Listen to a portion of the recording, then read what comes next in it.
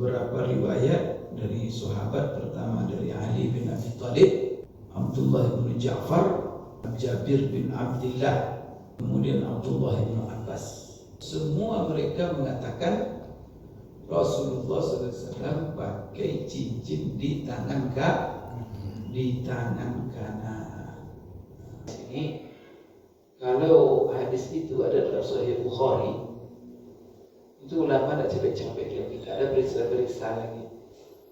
Kenapa? Karena semuanya sepakat ulama hadis mengatakan hadis itu sahih. Jadi Imam Muslim telah meriwayatkan di dalam sahihnya dalam hadis Anas bin Malik diriwayatkan oleh Imam Muslim berkata, Rasulullah SAW dulunya memakai cincin, dia pakai cincin di sini katanya, sambil memberikan isyarat menunjuk kepada jari kelingking dari tangannya tangan yang kiri.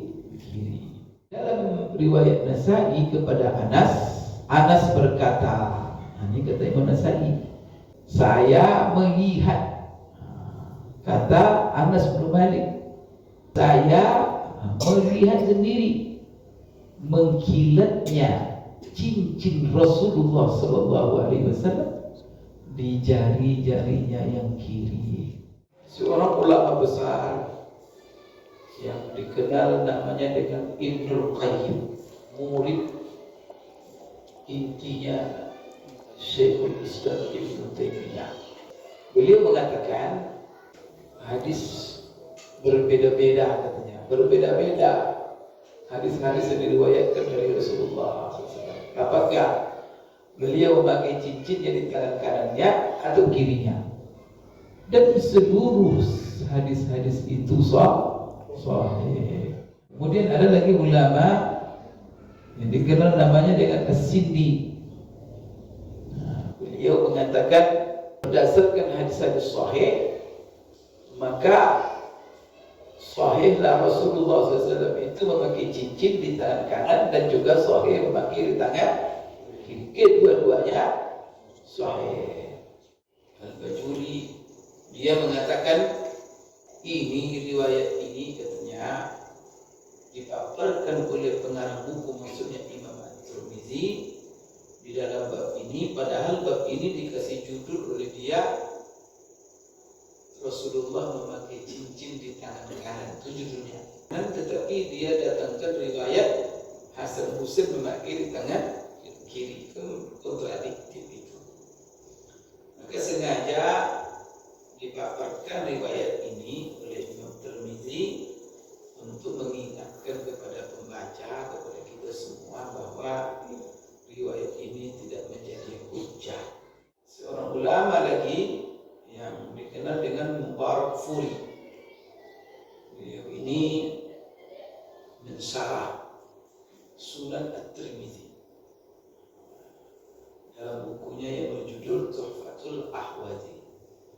Jadi beliau dalam bukunya Tuhfatul Ahwazi ketika menjelaskan riwayat ini, dia mengatakan bahwa riwayat asar ini dari Hasan dan Husain ini itu tidak cocok di bawah bab ini, karena bab itu berjudul Rasulullah memakai cincin dengan tangan kanan. Cuma dia menganalisa, tapi barangkali apa yang membuat Imam Tirmizi mendatangkan riwayat bahwa Hasan dan Husain memakai cincin di tangan kirinya, barangkali beliau ingin, ada beberapa kemungkinan kata Syekh Mubarak. Pertama, ingin menghimpun yang hadis-hadis sahih menurut dia. Berarti menurut Imam Tirmizi yang mengatakan tangan kanan juga sahih, yang tangan kiri juga sahih. Maka beliau himpun di dalam bab ini. Dan barangkali menurut beliau salah satunya lebih kuat.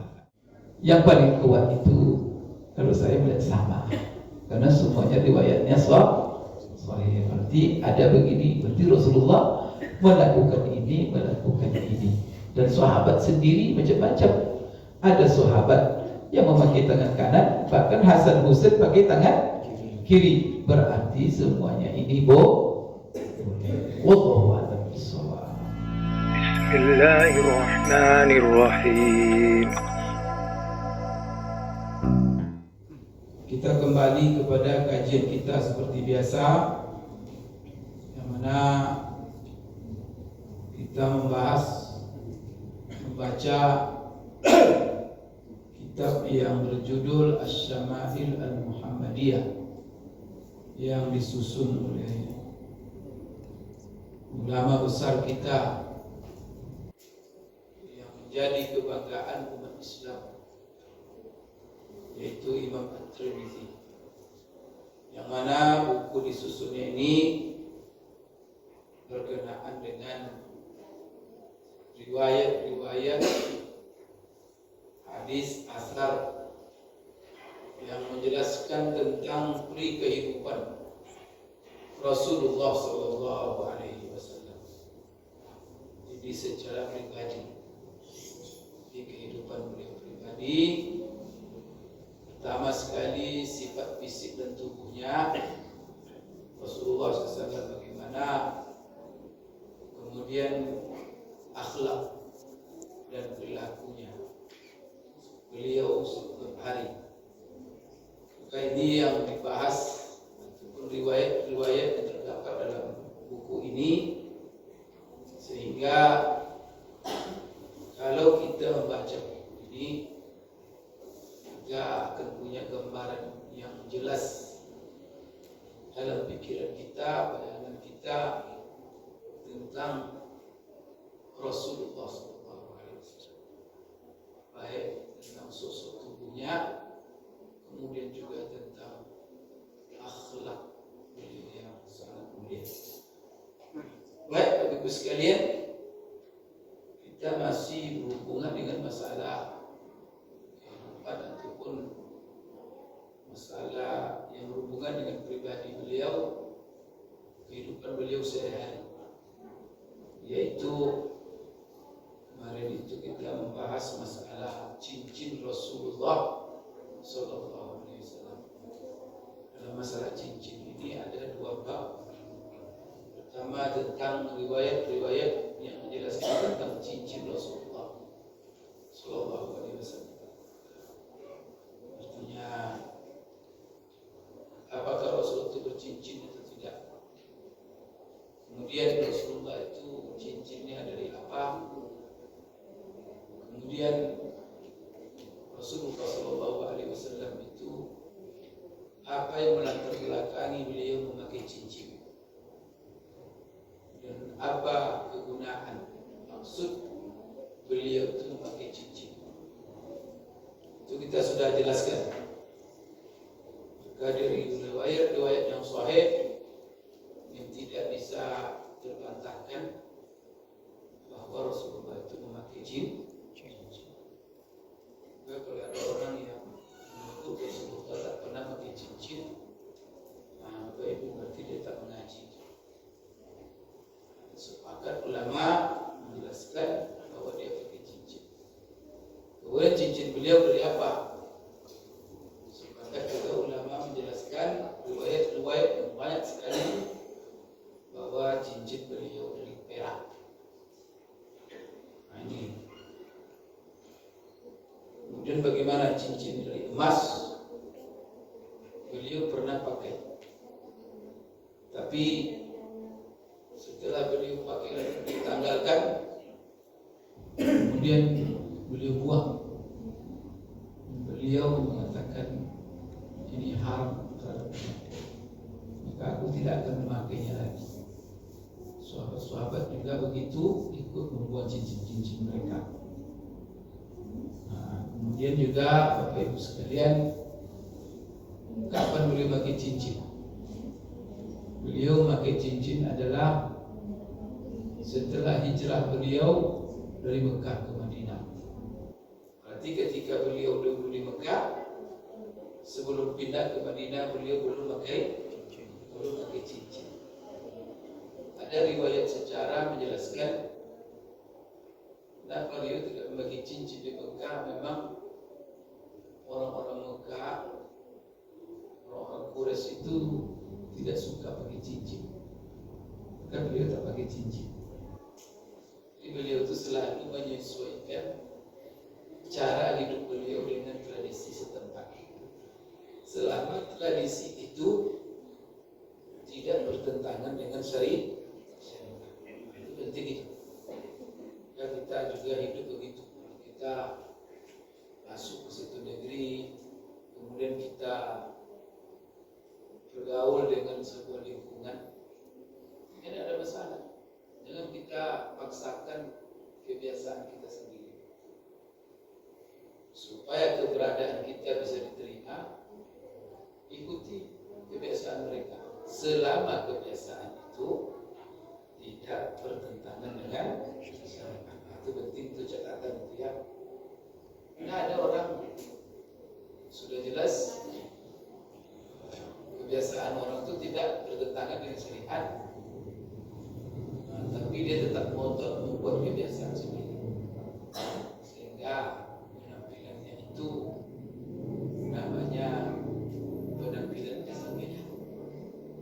Maka orang yang kalau penampilannya asal beda saja, tidak mau mengikuti Bapak Ibu sekalian tradisi setempat, ya barangkali.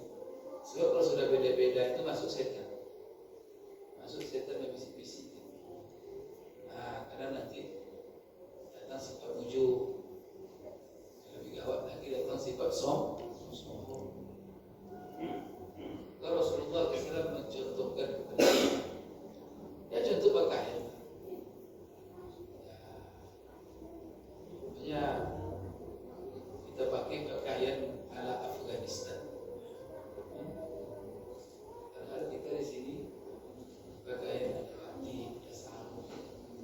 Itu hati sarung itu salah, kita tidak salah. Ya sudah, pakai baju koko, ikuti tradisi setempat. Boleh dibawa baju Afghanistan. Sehingga nanti dapat sendiri dia beda. Jadi Rasulullah SAW di Mekah dia tidak pakai cincin. Setelah di Madinah dia pakai cincin. Sejarah dia pakai cincin itu setelah beliau melakukan perjanjian Hudaybiyah, yaitu umrah pertama sekali beliau ke Mekah. Ketika umrah pertama sekali berangkat beliau dengan 2.000 orang sahabat dari Madinah. Jadi semenjak beliau tiba di Madinah, sekian tahun beliau tidak ada ke Mekah.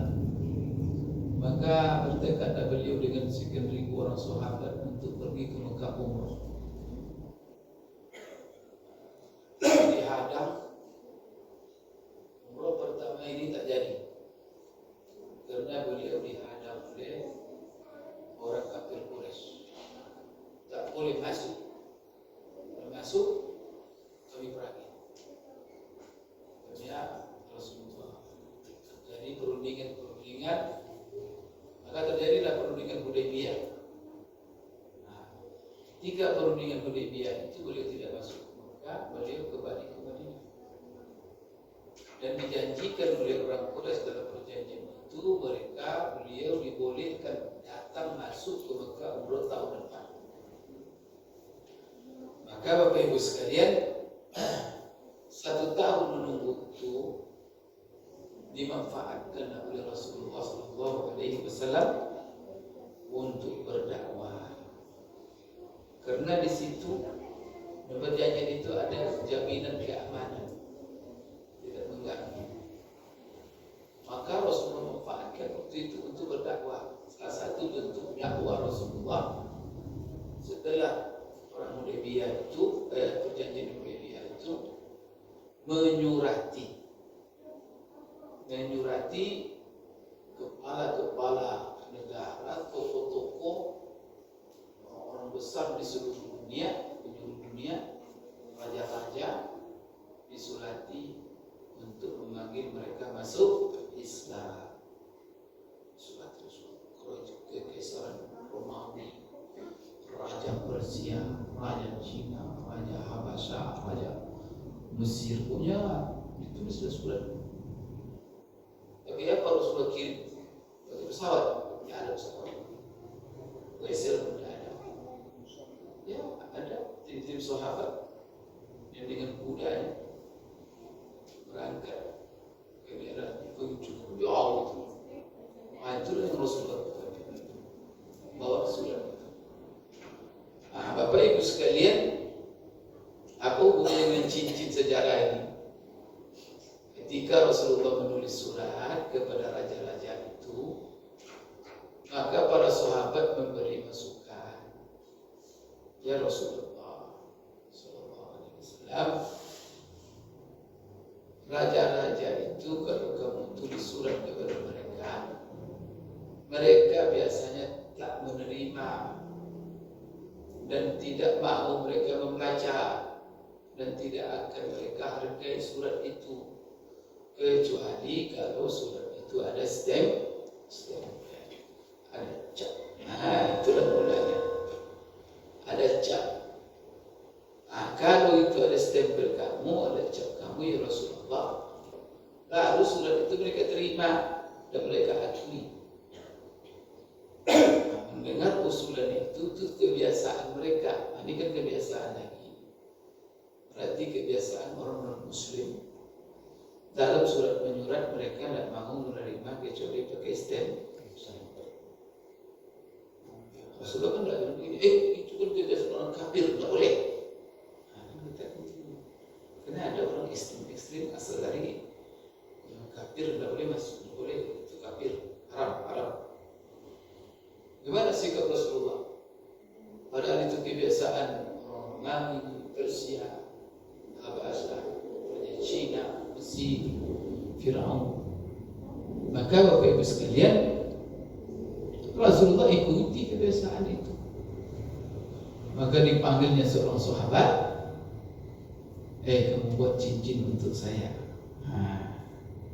Cincin itu gunanya untuk stempel itulah. Maka dibuatkanlah cincin untuk Rasulullah SAW, yang mana cincin itu dari perak. Kemudian di mata cincin itu ditulis, diukirlah. Itulah yang menjadi stempelnya. Ukiran itu tulisannya adalah Muhammadur Rasulullah. Jadi setiap beliau surat, jadi cincin tadi ya dikasih warna dekat tempat itu dan dicap. Terus stempelnya Muhammad Rasulullah. Semenjak itulah beliau pakai cincin. Sekarang cincin ini beliau pakai untuk stempel saja. Dalam hadis-hadis yang telah kita jelaskan, Rasulullah pakai cincin itu. Kemudian kita juga sudah membaca bab bagaimana Rasulullah memakai cincinnya. Jadi ada dua masalah.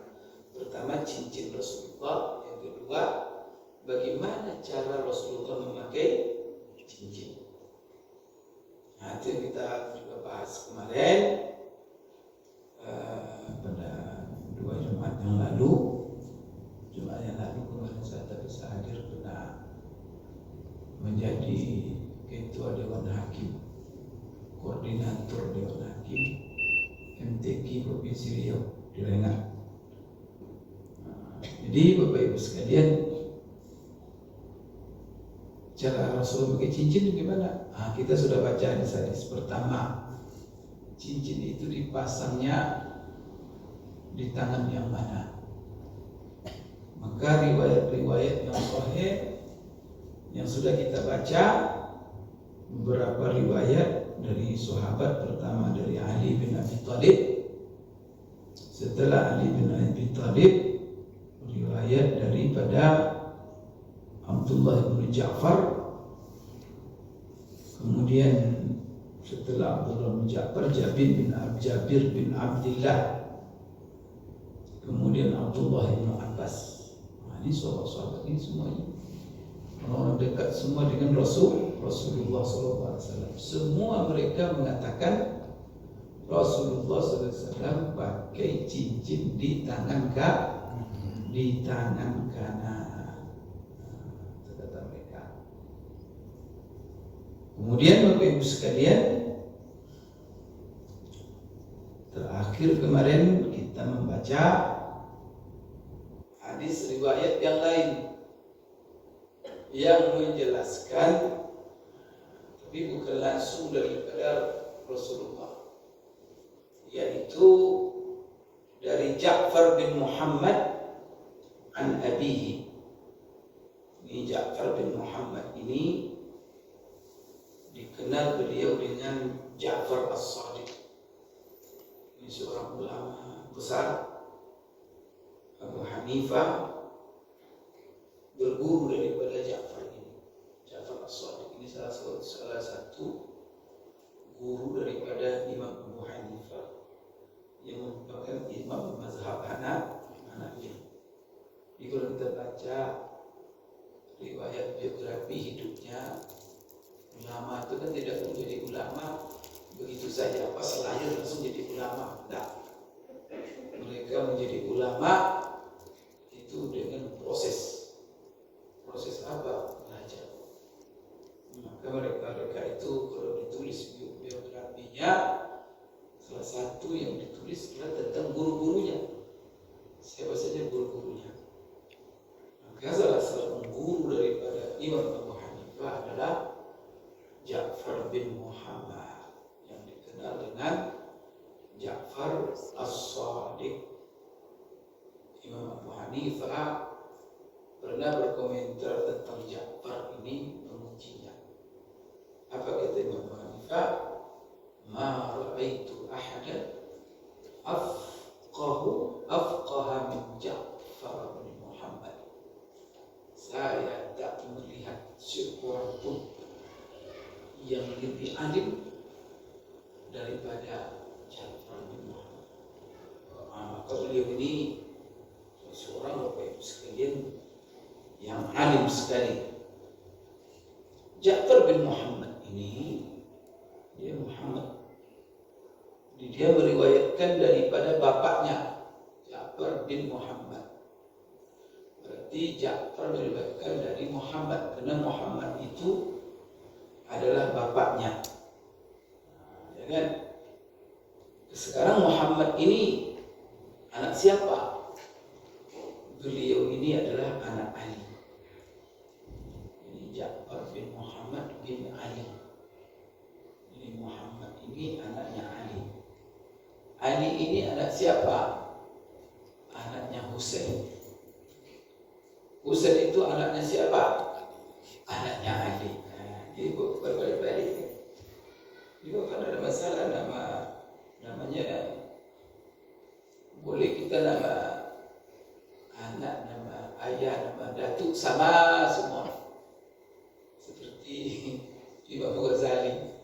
Imam Ghazali itu nama dia Muhammad, nama ayahnya Muhammad, nama datuknya Muhammad, nama datuknya lagi Muhammad. 5 Muhammad semua. Boleh, ada masalah. Sekarang Ali bin Abi Thalib punya anak namanya Husain. Husain punya anak namanya Ali. Berarti Husain menamakan anaknya dengan nama datuknya. Nah, kemudian Ali bin Husain ini punya anak namanya Muhammad. Muhammad ini punya anak namanya Ja'far. Ja'far ini ulama besar, dikenal itu apalagi di kalangan orang Syiah, namanya Ja'far as-Sadiq. Keturunan inilah diakui oleh orang Syiah. Tapi Ahlus Sunnah juga mengakui ini ulama juga Ahlus Sunnah. Cuman saja bedanya, kalau orang Syiah menerima ilmu dari mereka saja. Kalau tidak dari jalan ini tidak mereka terima. Kalau kita terima dari semua. Selagi mereka sahabat, mereka ulama, mereka orang-orang dipercaya.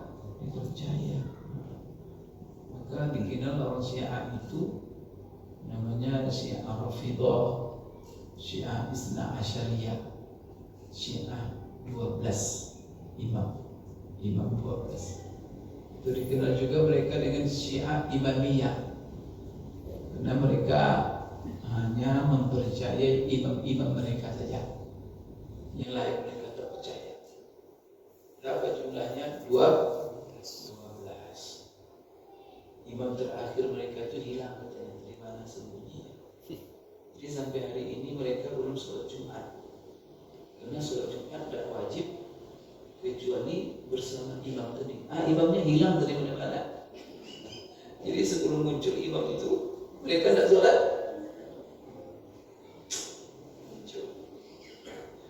Jadi tunggu dulu imamnya. Ya kalau sesat itu begitulah, ngarang-ngarang ya. Jadi Bapak Ibu sekalian, Ja'far bin Muhammad dari bapaknya Muhammad ini cucunya Husain, cucu cicinya Ali.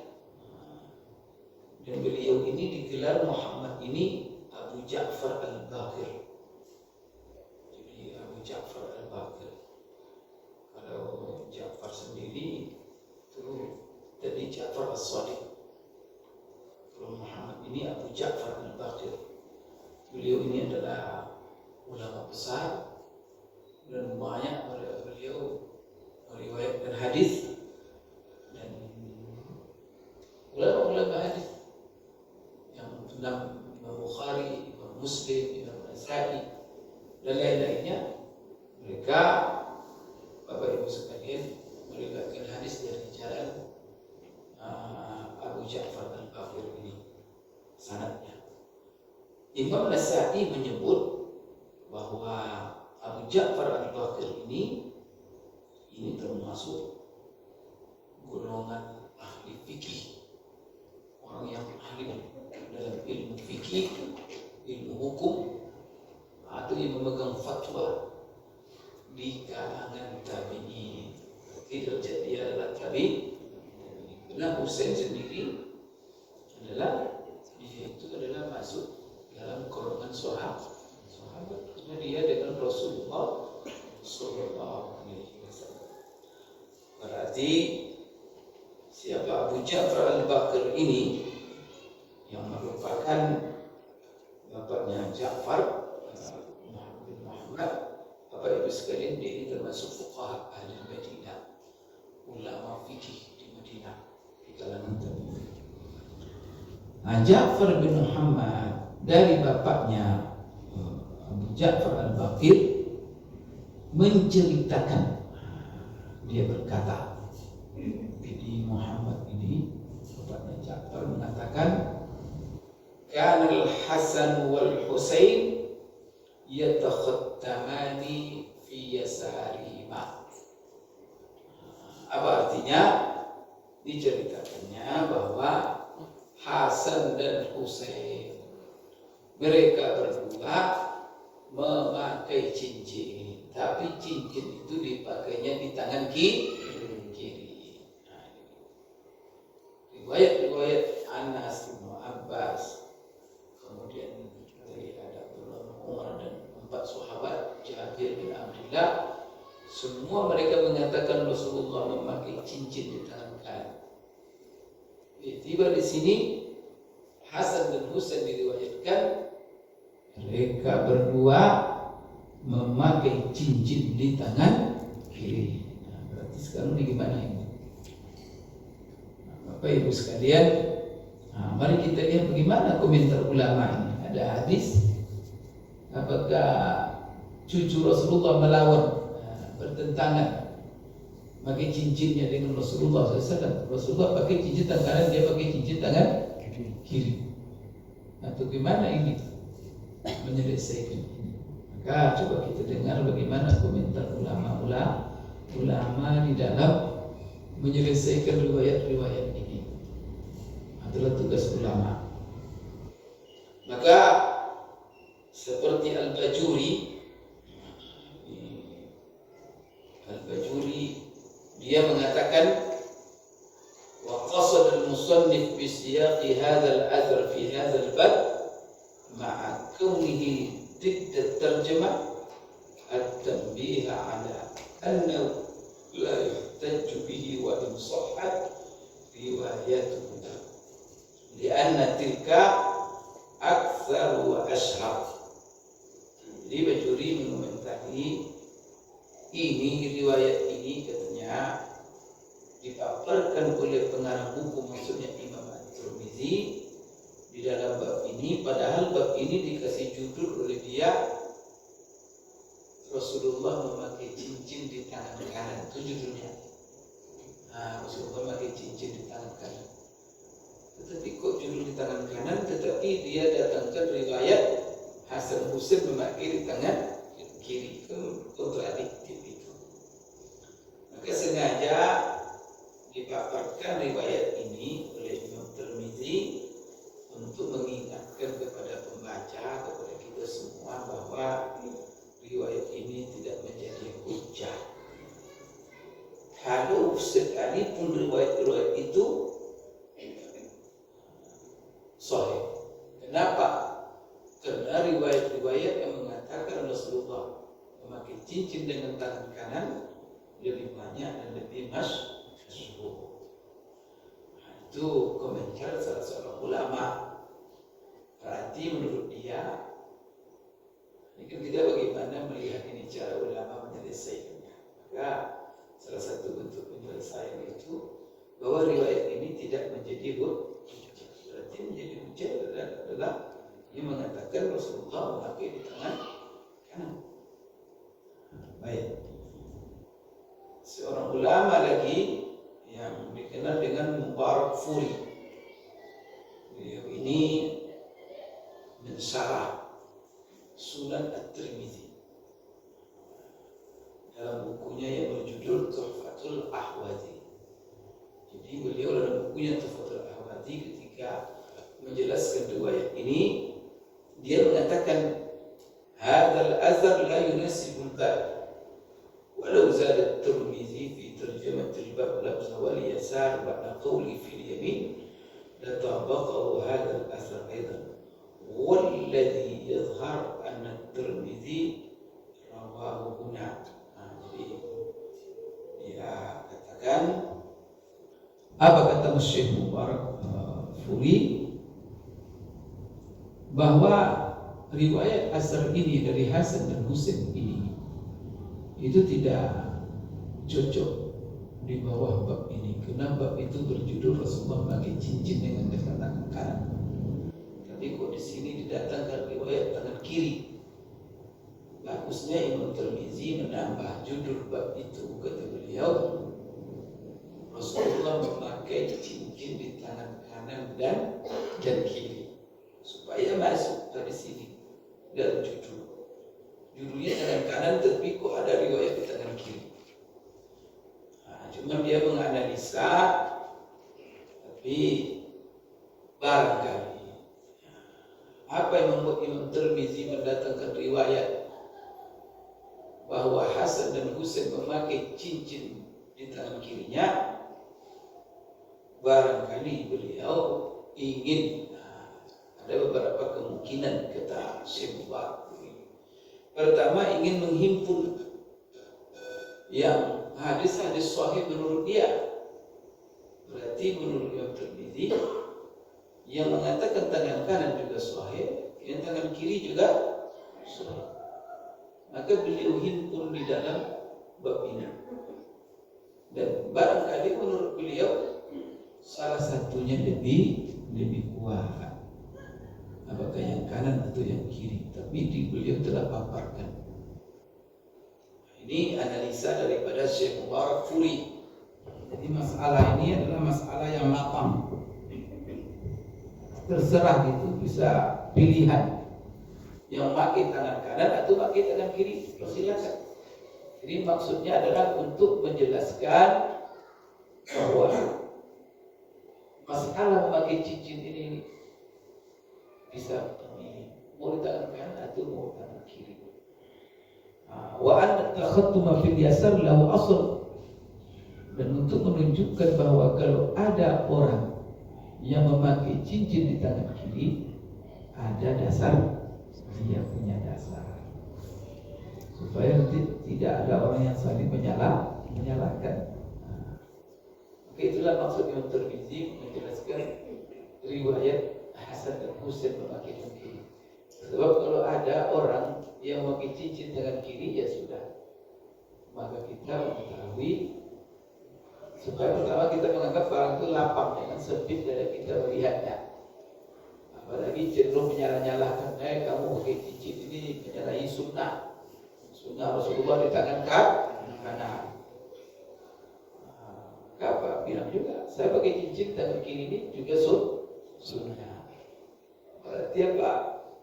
Imam Tirmidzi cerdas sekali di dalamnya riwayat ini untuk menunjukkan bahwa yang memakai supaya memberitahukan informasi kepada bagian cincin di tangan kiri itu punya dasar. Wa tatmimu ihtijaj bidzalik ay yuqal innahu ma lam yaf'ala dzalika illa bisunnah. Karena ya hujahnya Pak, kenapa Hasan dan Husain? Hasan dan Husain itu cucu Rasulullah SAW. Terkenal sangat mencintai Rasulullah, mencintai sunnah Rasulullah. Agar dipastikan, tidak mungkin Hasan dan Husain mengambil kebiasaan memakai cincin di tangan kiri, kecuali itu dilakukan mereka berdua karena didasari oleh sunnah. Kemudian ada memang hadis yang lain yang menjelaskan bahwa Rasulullah SAW memakai cincin tangan kiri selain daripada Hasan dan Husain ini, yaitu hadis yang diriwayatkan oleh Imam Muslim. Jadi di dalam kitab, itulah kelemahan manusia ya. Jadi ada hadis yang diriwayatkan oleh Imam Muslim dalam Sahihnya, itu tidak diriwayatkan Imam Tirmidzi. Berarti hadis itu tidak sampai kepada Imam Tirmidzi, karena Imam Muslim diriwayatkannya itu dari sanadnya dia. Tirmidzi juga punya guru-guru, karena antara guru mereka tidak sama, sehingga ada hadis-hadis yang diketahui Imam Tirmidzi tidak diketahui Imam Muslim. Begitu juga sebaliknya, ada hadis-hadis yang diketahui Imam Muslim tidak sampai kepada Imam Tirmidzi. Maka pensyarah di antara pensyarah Syama'il Muhammadiyah ini mengingatkan bahwa kalau Imam Tirmidzi hanya meriwayatkan dari Hasan dan Husain bahwa kedua-duanya memakai cincin di tangan kiri, maka Imam Muslim ada mendapatkan hadis langsung kepada Rasulullah bahwa Rasulullah yang memakai cincin di tangan kiri. Maka hadis itu ada dalam Sahih Muslim. Maka akhraja Muslim fi sahihihi min hadisin sabit an Anas bin Malik qala kana khatamun Nabi sallallahu alaihi wasallam fi hadhihi wa asyara ila al-khinsir min yadihi al-yusra. Itulah yang diriwayatkan oleh Imam Muslim. Jadi Imam Muslim telah meriwayatkan di dalam sahihnya dalam hadis yang sabit, yang sahih. Dari siapa? Sanadnya itu menyambung langsung kepada Anas bin Malik. Kita tahu sendiri Anas bin Malik orang yang paling dekat dengan Rasulullah SAW.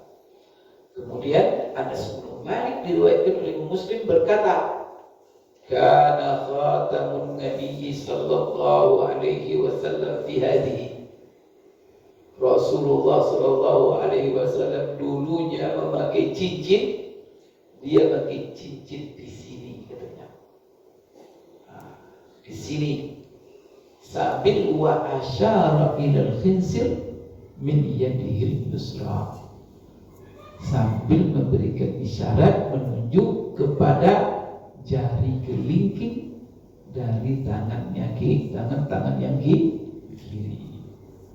Jadi Anas meriwayatkan dan menceritakan dulu Rasulullah kebiasaannya katanya memakai cincinnya di sini. Di sini itu maksudnya di mana? Sambil menunjuk ke kelingking ke tangan kirinya. Nah ini Bapak Ibu sekalian. Ini itu ada Sahih Muslim. kan bukan perantara Hasan Husain. Langsung riwayatnya kepada Anas bin Malik.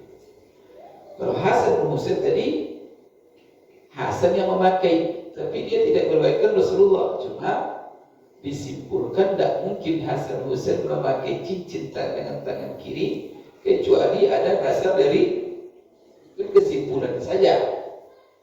Tapi kalau Anas dia sendiri yang meriwayatkan Rasulullah pakai. Yang mana lebih kuat itu? Langsung Rasulullah atau Hasan Husain? Tentu yang tanpa perantara lebih kuat, langsung Rasulullah pakai. Nah, yang meriwayatkan Imam Muslim lagi dalam Sahih. Kalau ini riwayat yang meriwayatkan cuma Imam Tirmizi. Sanad Imam Tirmizi di bawah Imam Muslim.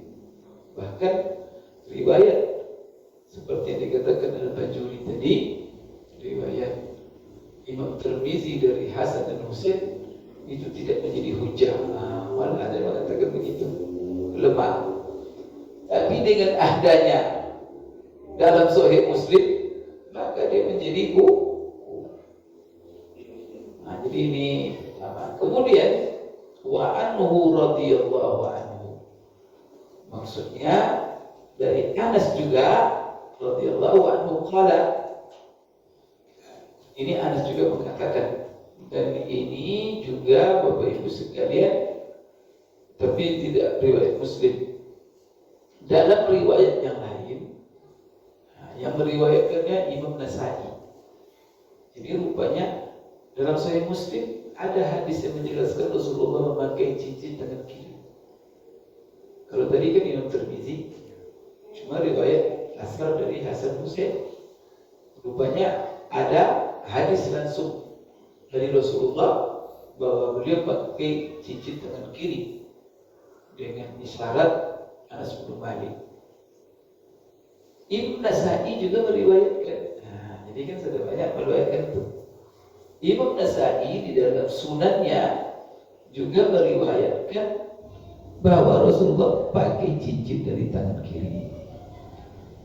Kalau sanadnya Imam Nasai juga kepada Anas, sanadnya Imam Muslim tadi juga kepada Anas. Di dalam riwayat Nasai kepada Anas berkata, ini kata Imam Nasai. Sanadnya nyambung ini. Ka'anni anzuru ila bayadi khatamin Nabi sallallahu alaihi wasallam fi isba'ihil yusra. Saya melihat, kata Anas bin Malik, persi riwayat Imam Nasai.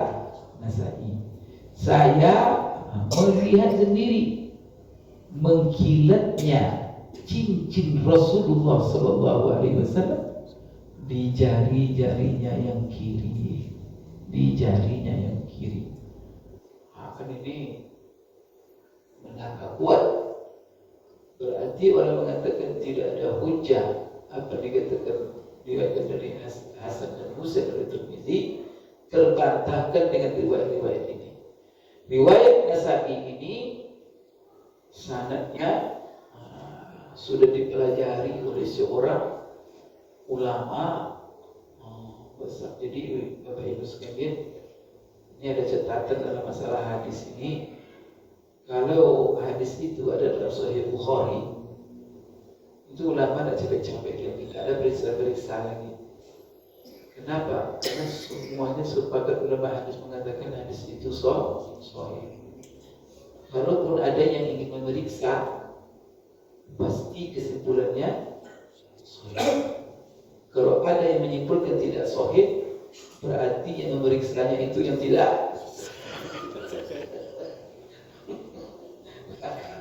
Kalau sampai kesimpulannya tidak sahih Bukhari itu, berarti dia sendiri yang tidak.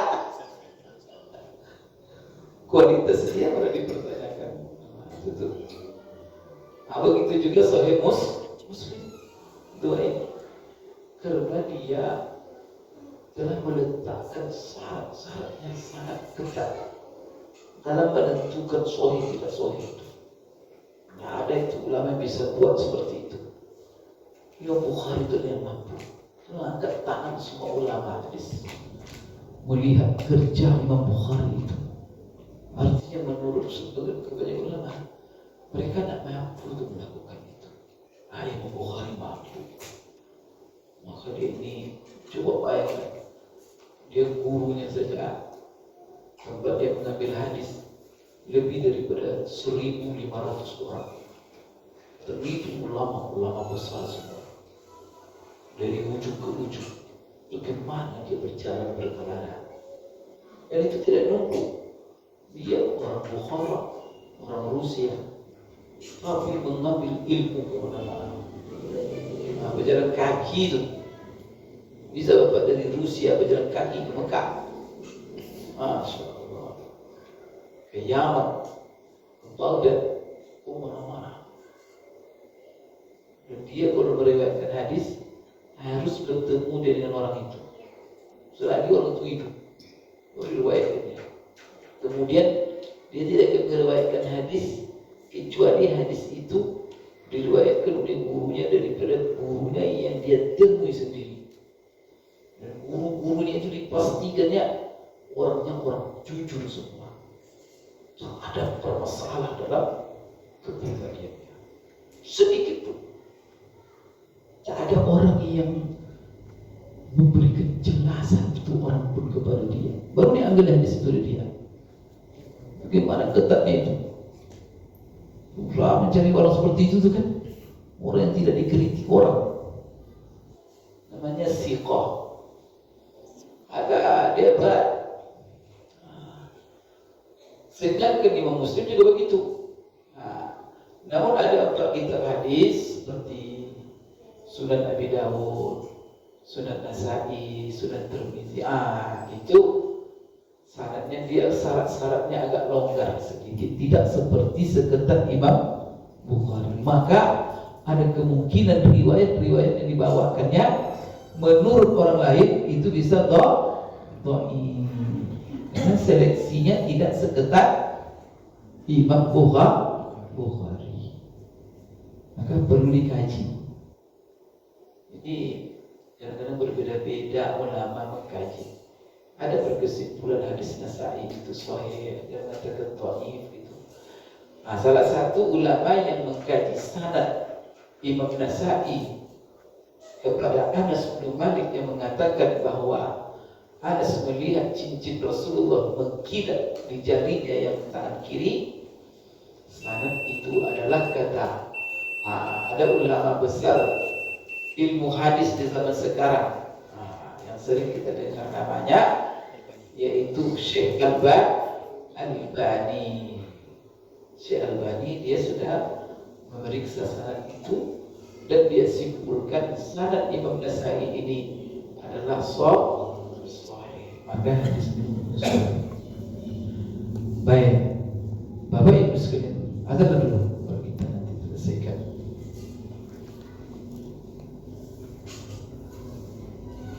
Baik, Bapak Ibu sekalian, kita sambung sedikit lagi. Jadi di hadapan riwayat yang terlihat kontradiktif ini, satu riwayat mengatakan di tangan kanan, satu riwayat mengatakan di tangan kiri. Kedua-duanya sudah terbukti sahih. Seorang ulama besar yang dikenal namanya dengan Ibnul Qayyim. Ini ulama ini murid intinya Syekhul Islam Ibnu Taimiyah. Jadi ada ulama besar namanya Ibnu Taimiyah. Dia punya murid namanya Ibnu Qayyim. Jadi dia selalu ada Ibnu Taimiyah, ada Ibnu Qayyim. Beliau ini ulama dalam banyak bidang ilmu, termasuk ulama dalam bidang hadis. Jadi diakui itu. Beliau mengatakan واختلفت الأحاديث هل كان في يمناه أو يسراه وكلها صحيحة السند. Hadis berbeda-beda katanya, berbeda-beda hadis-hadis yang diriwayatkan dari Rasulullah SAW. Apakah beliau memakai cincin yang di tangan kanannya atau kirinya? Dan seluruh hadis-hadis itu sahih. Nah, itu kata Ibnu Qayyim. Kemudian ada lagi ulama yang dikenal namanya dengan As-Sindi. Beliau mengatakan qad sahha khatumuhu fil yamini wal yasar jami'an. Jadi berdasarkan hadis-hadis sahih, maka sahihlah Rasulullah SAW itu memakai cincin di tangan kanan dan juga sahih memakai di tangan kiri. Kedua-duanya sahih. Maka bagaimana kesimpulan ulama? Dalam menyimpulkan hukumnya, faqala ba'duhum yajuzul wajhan. Maka sebagai ulama berfatwa kedua-dua cara itu boleh. Maka kesimpulannya boleh di tangan kiri, boleh di tangan kanan, karena kedua-dua hadis itu sahih. Tapi sebagian lagi mereka mengatakan kedua-duanya boleh dan di tangan kanan lebih afdal. Ini lebih afdal di tangan kanan. Kenapa? Karena cincin itu adalah ada unsur perhiasannya. Kemudian tangan kanan lebih utama untuk diletakkan sesuatu yang sifatnya baik. Perhiasan itu sesuatu yang baik. Tangan kiri kan untuk sesuatu yang kotor-kotor. Ya, kalau buang air istijab dengan tangan kanan itu kiri. Maka yang baik-baik, kalau Rasulullah sebagaimana kata Aisyah, ya baik-baik Rasulullah mulai dengan kanan. Kalau yang kotor-kotor Rasulullah begitu dengan tangan kiri. Nah, maka di sini li'annahu zina, karena dia perhiasan. Perhiasan itu sesuatu yang baik, maka kanan lebih baik. Kemudian ada lagi ulama yang mengatakan tidak boleh kedua-duanya. Tetapi hadis-hadis yang menjelaskan bahwa Rasulullah SAW memakai cincin dengan tangan kiri itu menasakh. Menasakh itu artinya mengamandemen hadis-hadis yang menjelaskan di tangan kanan.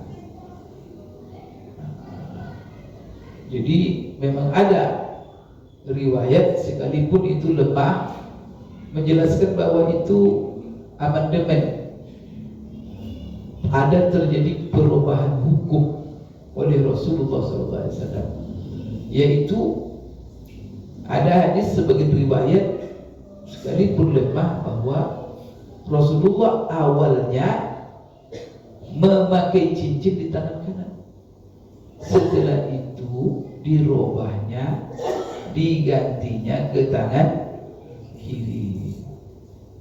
Nah, berarti kalau pendapat ini, maka hukum yang berlaku tentu yang terakhir. Nah, karena yang lebih dulu di tangan kanan lebih dulu atau tangan kiri. Kalau dia hukum nasabnya kalau tangan kanan terakhir, riwayat itu terbukti berarti tangan kanan kiri dan dahulu lagi. Kalau dikatakan tangan kiri beliau pakai cincin, jadi itu yang terakhir berarti itu mengamandemen riwayat yang mengatakan di tangan kanan. Baik. Wa minhum man yarwajhini ma'a tarjihil yasar. Jadi di hadapan ini ada 3 sikap ulama. Yang pertama mengatakan boleh kedua-duanya, tapi yang afdal kanan, ya kan? Pendapat kedua mengatakan nah, bahwa riwayat-riwayat yang menjelaskan tangan kiri lebih kuat dan itu berdasar riwayat mengatakan tangan kanan. Berarti hukum yang tetap itu pakai cincin di tangan kiri. Sedangkan kelompok ketiga mengatakan bahwa boleh kedua-duanya, tetapi yang lebih afdal adalah di tangan kiri. Nah, kan berarti ini namanya istihad. Bagaimana ulama menyikapi riwayat-riwayat yang bertentangan. Kenapa mereka menjelaskan boleh kedua-duanya? Ya karena kedua-duanya sahih. Tapi kenapa mereka menguatkan sebelah kiri? Ya karena mereka memandang riwayat yang mengatakan kiri itu adalah seperti hadis Anas bin Malik, dan itu mereka anggap boleh. Atau li'annahu idza kana takhattum fil yasar yakunu akhdhul khatam waqtul lubsi wan naz'i bil yamin. Jadi begini katanya, kalau dia pakai, kenapa afdal tangan kiri? Begini, karena kalau dia pakai dengan tangan kiri, maka dia lebih pas ketika mencabutnya. Karena kalau dia pakai cincin tangan kiri, maka mencabutnya dengan tangan kanan. Maka mengerjakan sesuatu itu dengan tangan kanan. Kalau dipakai di tangan kanan, maka menanggalkannya pakai tangan apa? Kiri. Nah, kan tidak pakai gigi, kan pakai tangan kiri. Maka apa?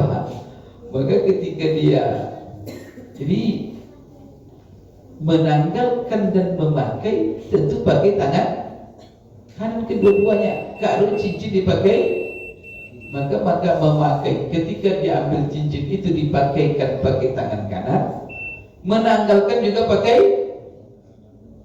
Tapi kalau tangan kiri, kalau tangan kanan pakainya, memakainya dengan tangan kiri, mencabutnya juga dengan tangan kiri. Nah, jadi mana yang lebih tepat itu? Ya, itu namanya semuanya istihad.